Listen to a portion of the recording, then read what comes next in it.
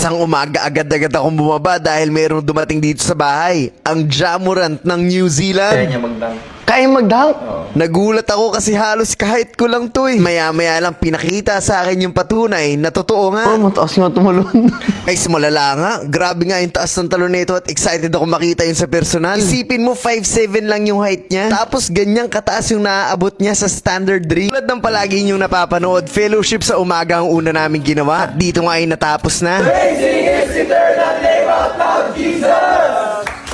At sobrang sarap sa pakiramdam sa tuwing matatapos ang morning devotion namin. Pagkatapos ay diretso sa workout yung mga bata natin dito sa labas. May kanya-kanyang stations. At habang nag-workout ay meron muna akong gustong i-share sa inyo. Sabi sa John 6 verse 26, sumagot si Jesus sa kanila, ang totoo, hinahanap nyo ako, hindi dahil sa mga nakita nyong himala, kundi dahil nakakain kayo ng tinapay at nabusog. And sadly, hanggang ngayon, sobrang daming tao ang ganito ang mindset. Kaya sila nagdadasal na, kaya sila nag-church na, kaya sila lumalapit sa Panginoon ay dahil sa makukuha nila. Ay dahil sa blessings na gusto nila, na hindi talaga sila lumalapit dahil lang gusto nilang sambahin si Lord ng walang ibang dahilan. Madalas pang sarili ang iniisip, gusto ko ng ganito, gusto ko ng ganyan. Kapag gano'n ay hindi mo talaga makikilala ng totoo ang Panginoon at hindi mo madedevelop yung tamang relationship sa Kanya. Kaya kahit ang tagal-tagal na natin siyang kilala, ang tagal-tagal na nating nagdadasal, parang hindi mo maintindihan paano makipag-communicate sa Kanya. Kung meron pang ibang dahilan kung bakit mo siya tinatawag bukod sa gusto mo siyang sambahin, gusto mo siyang papurihan, check your heart dahil baka puro pansarili ang iniisip mo. At sana po ay malinaw at naintindihan mo po talaga mensahe ng video na to. So isang hapon guys, merong dumating sa amin na magsistay in galing ng New Zealand. Kaya naman agad-agad akong bumaba para i-meet sila. So ito ay para sa Mavs Academy Training Camp. At sa mga gusto mag-enroll, i-message yun itong number na to. Huwag kayong magpapauli hanggat meron tayong promo. At siya nga yung magsistay sa atin, si Reggie, itong nakaputi.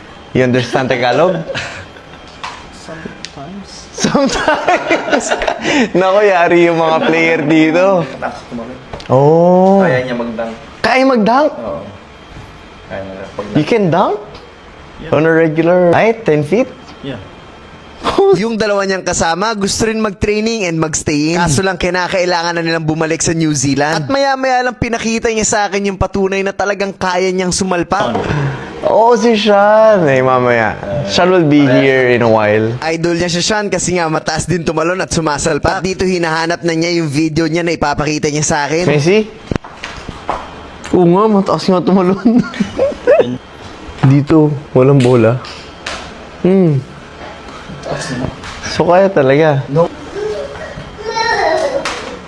Guys, malala nga. Grabe nga yung taas ng talon nito at excited ako makita yun sa personal. Isipin mo, 5'7 lang yung height niya. Tapos ganyang kataas yung naaabot niya sa standard ring. Totoong sobrang taas nga talaga tumalon nito. I will see it live.